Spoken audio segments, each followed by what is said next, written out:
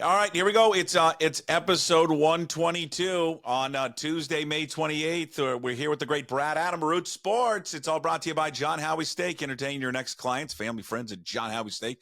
Experience the best dining experience in the city. Visit johnhowiesteak.com. How are you, sir? How was your long weekend? It was good. Thank you. Worked a lot, which is good. Saw some not great baseball from DC, but saw a nice game last night on Memorial Day. You know, me and my, 20,000, there are 23,000 of my friends there, braving 50, 8-degree weather. Ooh, there at T-Mobile for Memorial Day, as Angie called it, the official start of summer. But I reminded her that's July 5th. July 5th. Yeah, Right why July can't we 4th. just get a nice Memorial Day ever? I don't know. And it was a night game because they were traveling from the East Coast. So that was kind of a that was a bummer. It's like, But hey, a win's a win, my man. That's true. You know what? And they got the runs early, but you're right.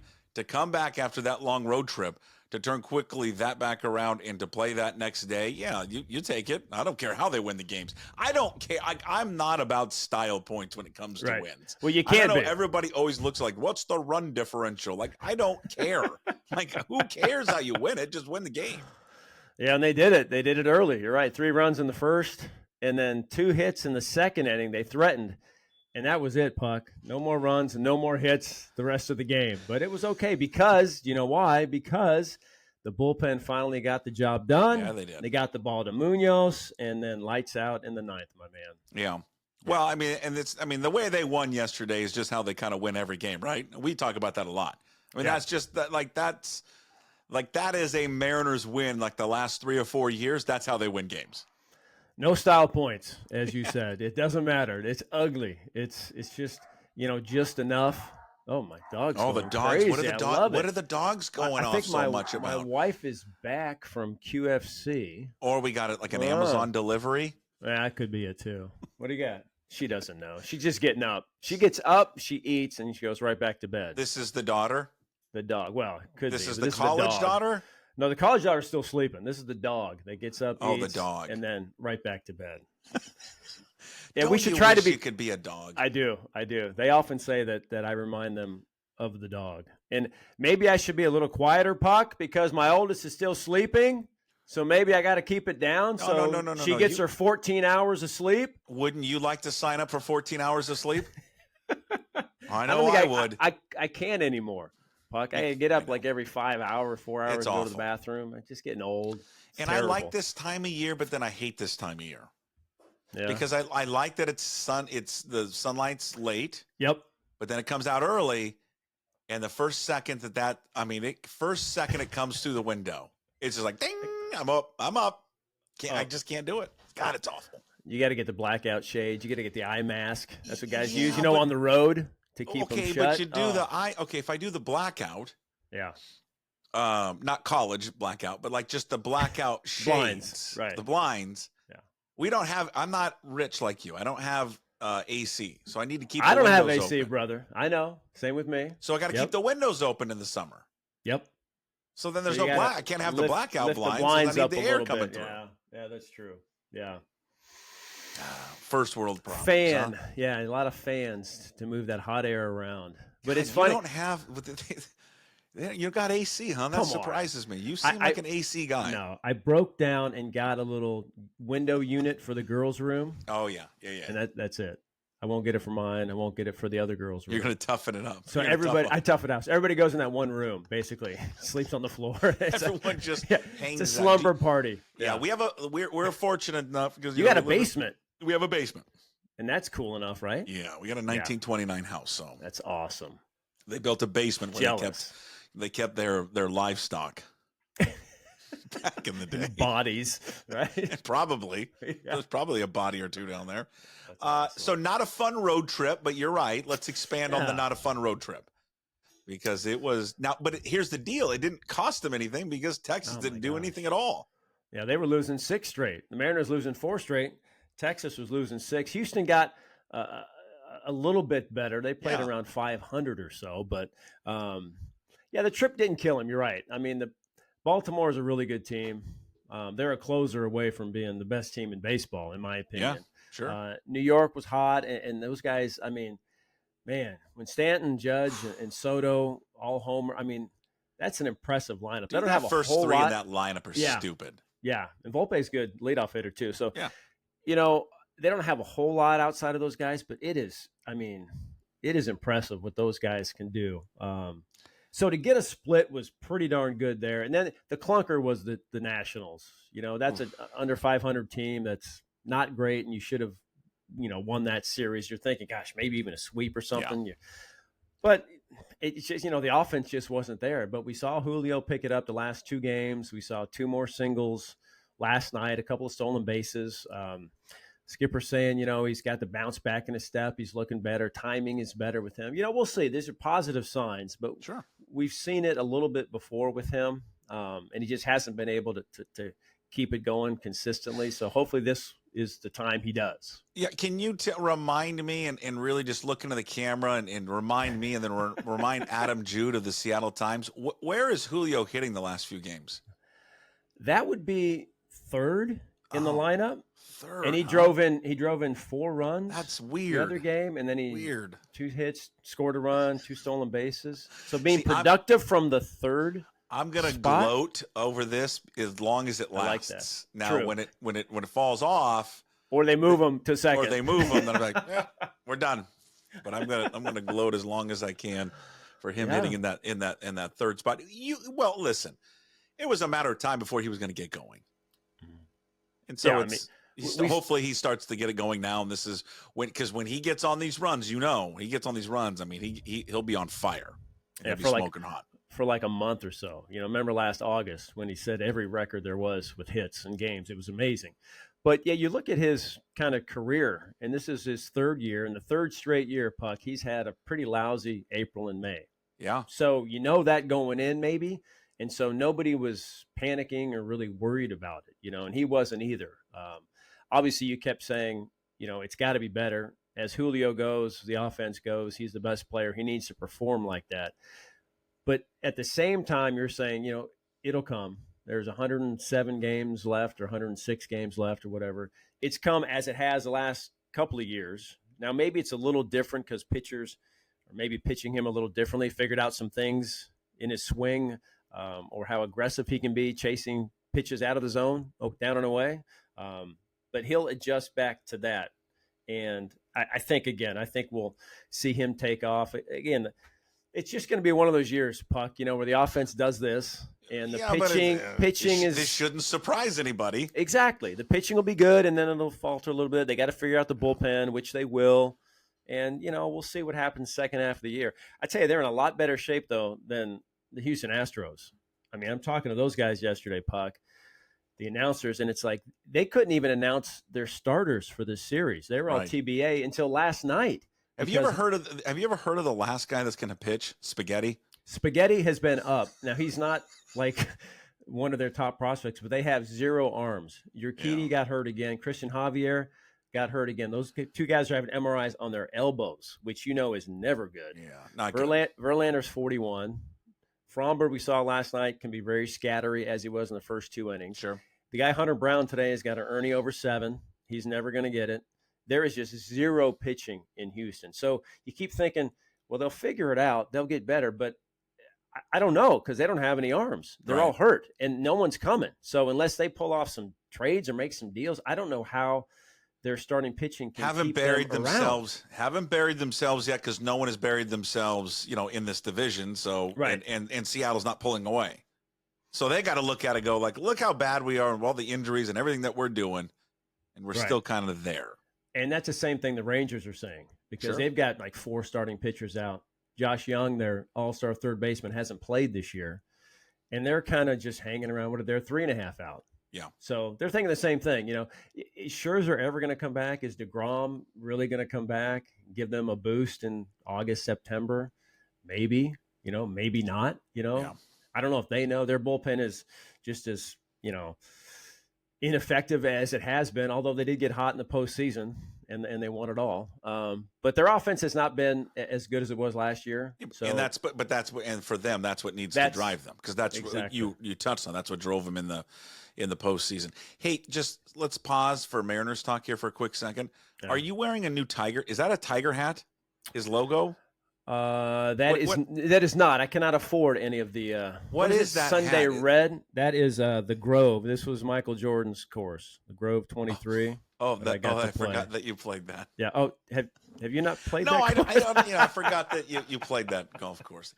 Whatever that is, looks very similar. It does, doesn't it? To Tiger's. What is to it? Tiger's logo, the Sunday Red. You can, if those who are just listening to this, go back and watch the podcast or the YouTube, and you will see the hat. It looks very similar to that. Yeah, well, maybe he stole something from Jordan. I don't know. How was the course? Nice. Yeah, it was pretty nice. I bet it was. It was nice. I don't think I'm going to make the trip down to Tampa this year with the team, so I'm a little bummed I don't get to play. But excited for Junior, a big weekend for him when he went to. That's right, Indy 500. Yeah, well, first we went to Cooperstown to manage in the Salute to Black baseball game. We got to escort Hank Aaron's widow out to the mound for first pitch. There's a Hank Aaron statue kind of dedicated there at Cooperstown, which is cool. Then the next day, you got to drive the Indy car, the pace car yesterday. And I didn't realize that you have to actually, Puck, kind of practice and qualify for that. So he had a practice session on the track where they gave him 90 minutes and he had to get up to 140 miles per hour for a lap. And he got up to like 150 in the first 30 minutes. So he did not need the whole time. It doesn't surprise us, right? No. God, 150, he's got fast cars. That's humming, Jesus. Right? And I think, you keep that through the turns, like that would freak me out a little bit. Straight away, you could get there. What's the fastest you've ever gone in a car? Me? Driving? Yeah. Not probably like 110, 115. Yeah. And that felt like, woo, right? I mean, yeah. And thinking cops are going to get me at any second. That's just when I finally bought my first new car when I got here after a couple years here. And I was going up to, I went up to Vancouver actually. And was I-5. I'm like, is it night? And I'm like, let's go to 100. Let's open up the Honda Accord up and see what we got. Let's see what I got. And I got up to like 110. Everything started to shake. Things started to fall off. Yeah, door handles fell off. Window knobs fell off. See, I can't go fast. 115. My van goes. She peaks at about 60. Perfect. So, what's it like for you on the freeways? Do people just always give you the side eye as they drive by? I move. I'm not in the left lane. I know my role. I'm in the right lane. I am perfectly content in the right lane. Now it's going uphill when you go up like the pass. That's tough, right? Well, I'm not only in the right lane. I am in the shoulder with the hazards on. Oh, really? Yeah, like a semi truck. Gotcha. You're going like 40 or something. So 35, 40. 35. Yeah, smart just, of you. Just downshift into second. Just hoping this thing's gonna fucking clutch is gonna bust in a second. Oh, that thing's a stick shift? Oh yeah. Oh wow. Oh, See yeah. that's I'm proud of you, man. That's a lost art. My daughter learned how to drive a stick, but I don't think my other two will. Nobody drives a stick anymore. Now, well, they don't sell them anymore. I know, that's the thing. You got to get. You go to Europe; car. they're all over Europe. For Europe, they sell them, but not over here. Yeah, you're right. It is a lost art. Learning to drive a manual and writing a check. There you go. These are the things we need to pass on to our kids. I still do that. They will never write a check. Everything's Apple Wallet or whatever, and Venmo and all that stuff. I don't have. You should get it. It's catching on. Apparently so, right? Yeah. Like the CDs, I refused to get for a while. I kept my cassettes. I still have them, but then I advanced to CDs. Good for you. Yeah, you still got listening those to too. CDs? Yeah, absolutely. You still have a CD player in your car? Absolutely. I still have two, not one but two, Puckett. My little boom boxes, cassette CD player. God, you I got one in the garage. I got one at work. Yeah, you're a relic. You're a dinosaur. Yeah. Speaking of dinosaurs, still works. So, what do you think, Julio? He changed anything? You do anything? It's just this is what he's been doing, what he's been working on, and it's. I mean, we're not talking like a week stretch here. We're talking about a couple games, but right. But it's looked better. It has, and I think for him, and what you hear when you talk to the coaches about him is being on time and adjusting kind of the stance a little bit so he doesn't get how was it explained to me? Too much flex, too low in his load in his body, and that kind of throws off the time a little bit. So he's squatting down too much? I think that's what they were telling me. Yes. I think I just kind of nod and go, okay, yeah. The load. Do you nod when they start, pretend to know what they're saying? I do that a lot. Technical hitting stuff. I'm like, well, he looks. I mean, I but it's on time, Puck. It's on time for the fastball, because when you're late on the fastball, that's what we've seen. A lot of foul balls that he hasn't hit, or those weak dribblers. Sure. And when he's on time, you can see him. Even the singles, like the one he hit last night, 111. Single to left, and that's been the case though. Like even when he's been getting out, it's not like he's hitting the ball hard. But. True, hitting them at him, but the atom balls were getting him a little bit. But on time for that, and swinging it at the right pitches, as they like to say, those in the zone that he can do damage with. Right. But when he can handle fastballs and on time, then everything else kind of slows down and everything else just flows. I don't know if you've noticed this. I don't know how much time you spend like on social media and all that kind of stuff, but not much. Yeah, really. Good for you. Not much. Just good for you. Have you heard? I mean, if you heard this chatter, I mean, there's people that are starting to, they're whispering it, but they don't want to come out and say it, but they're whispering it. He's what we got? A little overrated. Ooh, a little overrated talk. Not that good of an offensive. The whispering is really not that good of an offensive player. He's had like one good year, or really not even one good year. People will say he had one good stretch, and that's it. So you're not on social media, so you don't really see it as much. But I don't see it. I would like to alert you to it. Thank you very much. I would. I don't know. I think anytime you go 30-30 in the bigs and have over 100 RBI at 22 years old. I think you're a pretty good offensive hitter. Maybe they could say that for the first 2 months. Now, if you look at his numbers and WRC and all that stuff, now, he's not a great offensive player to date. But I think that the numbers will be there, and I think he is, a force. And when he's going, he's obviously one of the best all-around players in all of baseball. These are his first 2 seasons for that crowd. Because I mean, I'm not exaggerating. This crowd exists out there. I mean, his rookie season, he hit 284. He slugged 509. His OPS was 853. He had 28 home runs and he drove in 75 runs and he stole 25 bases. His second year, he goes 275, 333, 45, 818 OPS. He hit 32 home runs. He drove in 103 and he stole 37 bases. Like, I mean, maybe the standard has been set so high for him. And so people view the standard and they view the prospect. And I think they tie him into the contract and go, well, God, why aren't we getting more? I mean, God, man, like I can compare those first 2 seasons to anyone in baseball, the history of the sport. Right. And he would rank right up there. I think I agree. Yes, absolutely. Some of the best first 2 years that we've seen, but I think maybe people are looking at his second half. August, July, August was so good, and those couple of months really carried his season stats, which I kind of get. You'd like to see him more consistent throughout the 6 months, like every month, kind of have for the most part a pretty consistent every single month. And you're right, because he has not in this first 3 years. The first month or 2 of the season have been bad for him. That's like nitpicking, right? I mean, if you're going to get those numbers, you're going to have a prolonged period of success. You know what I mean? So if he can get up to 32 homers this year, he's at 4. I mean, that's going to be a heck of a rest of the season, right? To get up to 30, 32 home runs. So if he just hits his average season from here on out, it's going to be pretty impressive, because he's going to be driving in. That's going to be like 28 homers and 80 RBI the rest of the way. Yeah. Which, in 107 games or whatever, that's going to be really impressive. And they're going to really need that offense, coming when the weather heats up, if it ever does here. July, August, September, when arms get a little tired, balls fly, the weather's good. You're going to parks that, it's easier to hit. This one definitely a pitcher's park here. So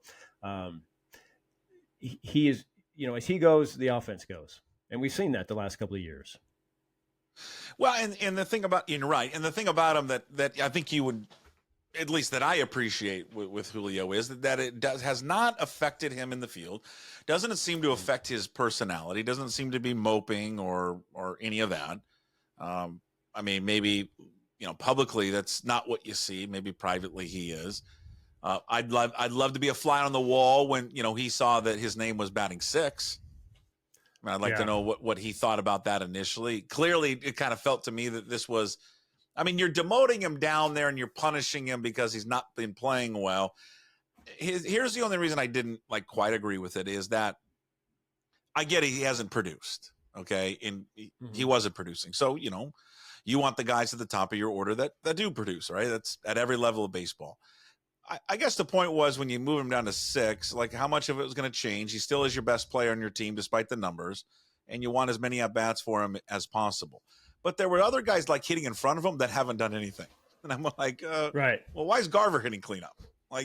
When do you punish Garver? But I mean, he was only down there for a few, I can't remember, 2-3 games maybe, before moving him, back up into the 3-hole, which again, he doesn't hit there all that much. I mean, he's been a 2-hole hitter and sometimes a leadoff, but maybe this is his comfort zone. I don't know. I mean, I know there's this great debate, Brad, about hitting 3 and hitting 2 and the number of bats and all that kind of stuff. And analytics have kind of changed how we view the batting order. And I think good and bad. There's certainly a lot of evidence there's a ton of evidence that suggests that you want to hit him second to get more ABs and all that. I wonder, still though, hitting third, I think for these guys is like a sign of respect for them. I think there's an ego to it because when they were kids all growing up, they hit third. Most of them, I would assume. Right. Because they're the best player on the team. And for the most part, you hit your best player third. Yep, I mean, I don't know how much analytics has crept down in a little league, but you tell me, Coach. No. How much are you using analytics? We are not. We shift though. We do a lot of shifts. Are you allowed to shift? I don't. I think so. No one said anything. You go past second base or no? I mean, we put everybody Three over on inside. Yeah, we put everybody over on the right side of the infield. All of them. We build a wall. Other coaches must hate you, right? We don't do that. I'm just joking. Although there was a team that did it against us. Do you bring in a lefty when a righty's on the mound? We should. There was someone that one of our left-hand hitters. They did creep everybody over there. I'm like, really? We're doing this? Wow. I don't even know how. Can I tell him to bunt? But I don't want him to bunt. But I don't even know if he can. Yeah. Don't be bunting. Hey, but a note on the sixth spot. We saw that guys have gone down and worked their way back up. Like Ty France has done that. Garver a little bit has done that. Haniger has gone up and down a lot. I think there's. I don't know if they feel maybe a little less pressure, but what happens, I think, and what I've been told is when you go down in the order, when you've got the 7, 8, 9 hitters, kind of after you, they're not as worried about pitching to you as maybe they are when you're second and third. Other better, I don't want to say better, but more established maybe hitters are behind you. So maybe you get different pitches to hit. Maybe you get more fastballs, and you get that time and you start hitting because they're not worried about if you get a single or a double because the person behind you, they feel confident they can get them out. Well, and you get to see the pitcher longer. Exactly. I think he even noted that. I get to see more pitches from the guy. I understand it. Maybe that's all it needed. That we knew that it was never going to be a permanent thing for him. Right. Yeah. It just lasted 2 games, and now he's back hitting third, and maybe he'll hit second. But I think second and third probably the rest of the year. I like J.P. Crawford leading off. JP just gives you a good at bat. I mean, he sees pitches. He'll foul off pitches. He hangs in against lefties. I know the numbers aren't there yet, but I think he's solid. I like that. You feel they'll get there. Yeah, I do. So the top, you're okay with it, and you just kind of mix and match, right? I mean, Garver had good numbers against Valdez, so he was hitting cleanup. I don't know if he'll hit cleanup tonight. Right. France has moved up to 5. Haniger, you can kind of move those guys around lefty, righty, as they love to do. So I was talking to Ryan Bliss yesterday in the dugout. Very cool. And congrats for him. It's really cool. Awesome. Making his debut. And I said, hey, when there's a righty on the mound, you're probably not going to start at second, probably Rojas, right? Because they love the righty lefty matchup. But I told him, I said, hey, about the fifth or sixth inning, when that starter comes out and they bring in a lefty from the pen, guess who's going in? You. So be ready every game. And Canzone and Rayleigh did the same thing, and they got in last night. So these guys. Hey, do you think Bliss needed you to tell him that, or do you think maybe the coaches probably told him this was the plan? I don't think they had talked to him at all. Hey, is this guy over here? Is he a coach? Who is this? He knows what we do. He sure knows a lot about baseball. He does. I didn't see him at spring training. I'm trying and he's wearing a suit. What's going on? I'm just trying to relax him a little bit, let him know he's going to be a big part of the team moving forward. At least they like him, right? I mean, they do. I tell you, back when they made that trade, you talked to some guys in the organization, and they said that Bliss was the guy that they really, really wanted. You know, and Canzone and Rojas have been playing. Don't they always say that with the trade? This is like in the NFL when they do the draft. He's the guy. We traded down to 48, and this is the guy we always wanted. We would have taken him at 1. Oh, really? We got him at 48. What a value. But we traded down to get him at 48. Yeah, but we'll see. You know, he was certainly, nerves played a part in his game last night, as you would imagine. I mean, the first pitch of the game, he gets that pop-up, and it's like, Can you imagine that? I mean, you've trying worked your breathe. whole life for this. Mm-hmm. Yeah. And you're just a mess. Yeah.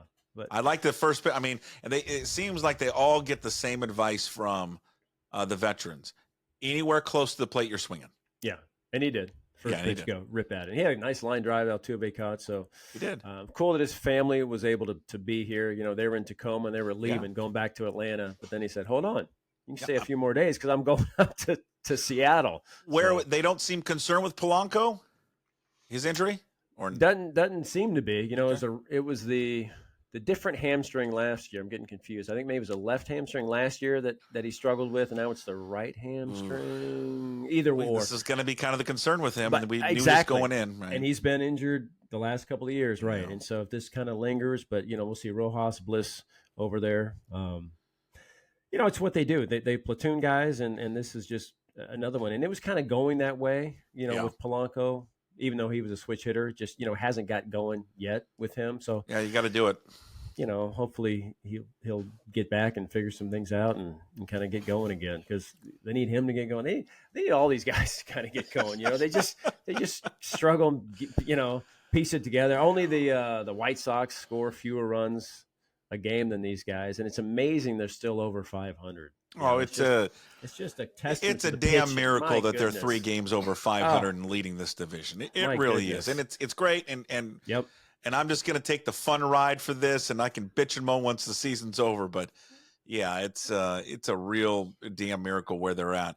What did you make of the Gilbert decision? I can't wait. We didn't do a show yesterday, so I can't wait. Have you talked to him? No, not yet. Okay. I can't wait to talk to Bill Kruger about it. But what did you make of the decision? I mean, I understand the thinking behind it. I think for certain players, but I'm not so sure I understand it with Logan Gilbert.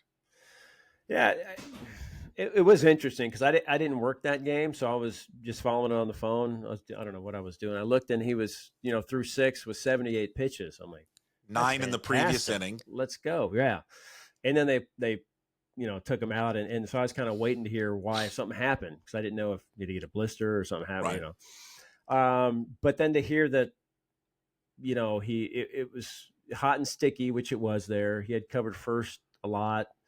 I don't know how much that really kind of plays into it, but I think the long-term thing is they're really watching these guys. They're playing 30 games in 31 days, including 17 straight. So they're really watching these. The same thing with Kirby. I think he was right around 70-something pitches in 6 innings to get him out. But it's a dangerous game to play it a little bit with an uncertainty in your bullpen. Exactly, and it bit them because Spire and Thornton come in, they gave up 2 and lose the game. But playing long term, where I guess they'd rather, watch them now and make sure they're going to be okay for August, September. But you're right. But you got to still be in it in August, September, right? I mean, if you had Arthur and Nelly before you get to Cause, I get it. Yeah, yeah. But you don't have that. There's good arguments on both sides for sure. But their decision playing the long game, as they like to call it, and just have these guys ready. They felt 6 innings was enough. He did his job as 1-1. I get it with Brian Wu for sure. Yeah, with no spring training and only 5 starts, 4 starts I totally on the year, understand for sure. that. Absolutely. And he Gilbert, how good does he look though? Woo. My phenomenal. goodness. And it's tantalizing because he looks so good, and you're like, well, let's run him out there again. Right. And let's keep pushing him. But I get it with him. His elbow inflammation, no spring training, he's still young, hasn't had a ton of innings. Right. I get it. Gilbert is not quite a seasoned veteran yet, but he's getting there. He's on his way there. He's more veteran than rookie. So I think he can take a little bit more workload, and just because it was hot and he was recovering first a few times, shouldn't be coming out of the game. But.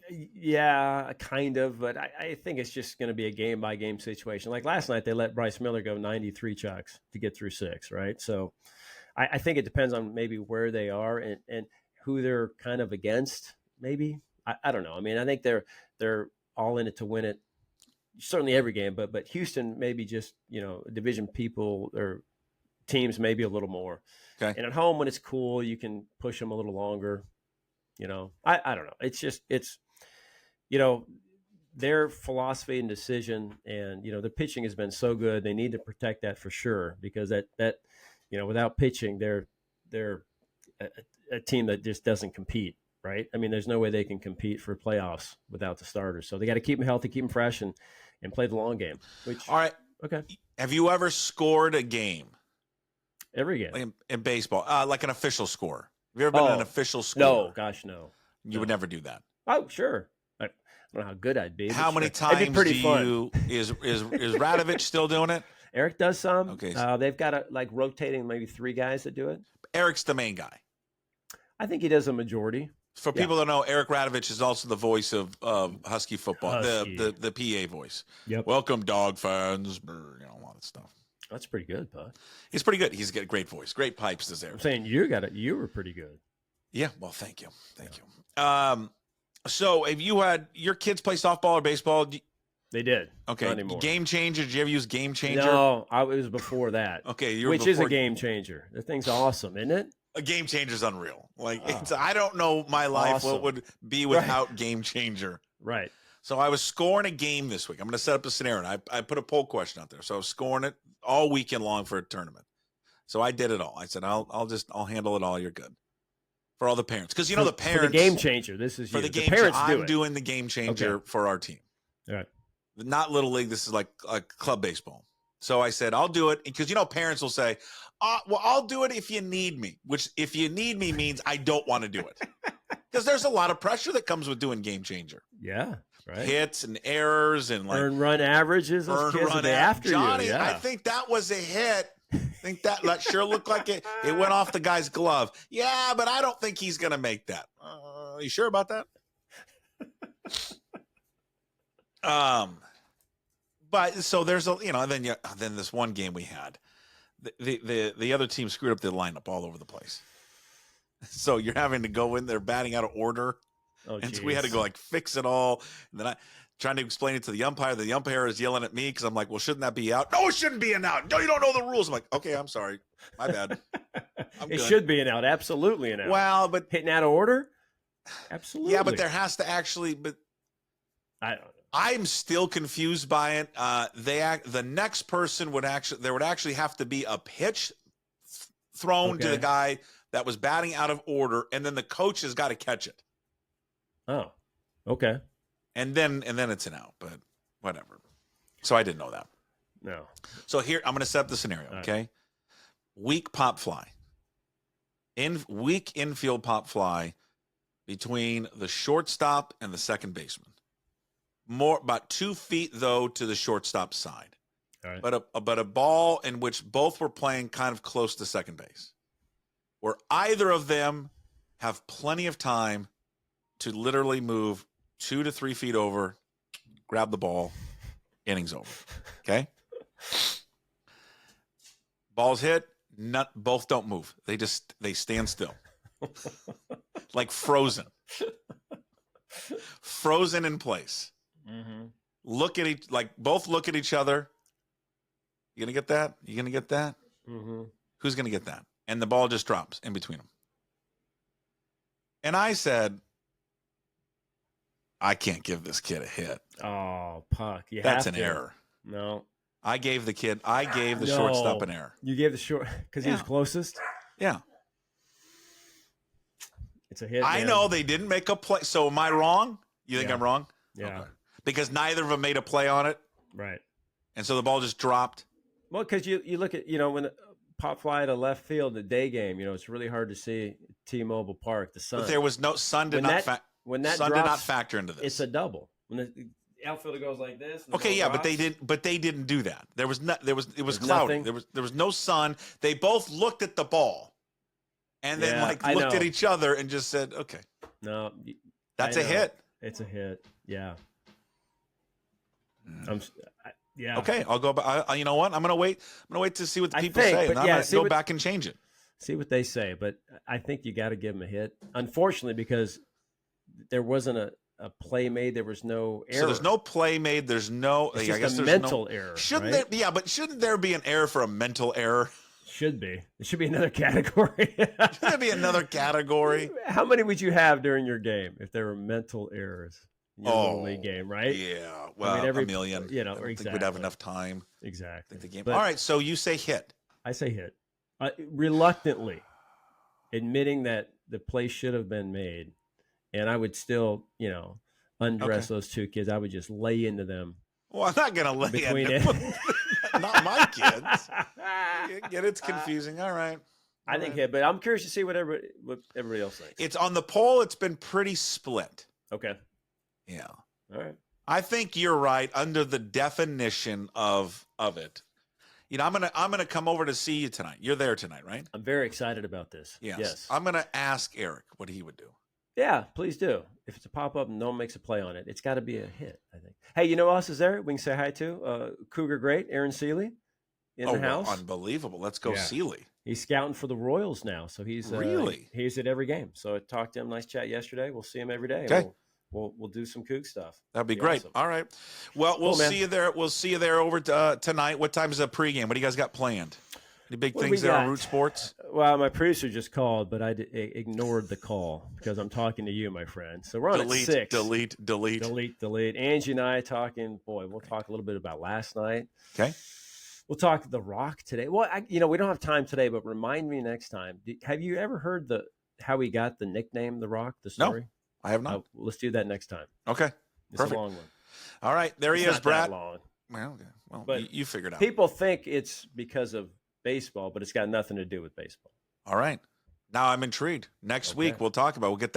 We'll get the story there from Brad Adam. Catch him tonight on Root Sports along with Angie. 6 o'clock. 6 o'clock, my friends. Okay. Thank you. It's all brought to you by John Howie Steak. Entertain your next clients, family, friends at John Howie Steak and experience the best dining experience in the city. Visit johnhowiesteak.com. Brad Adam every Tuesday here at pucksports.com. See you, Brad. See you, buddy. Thanks.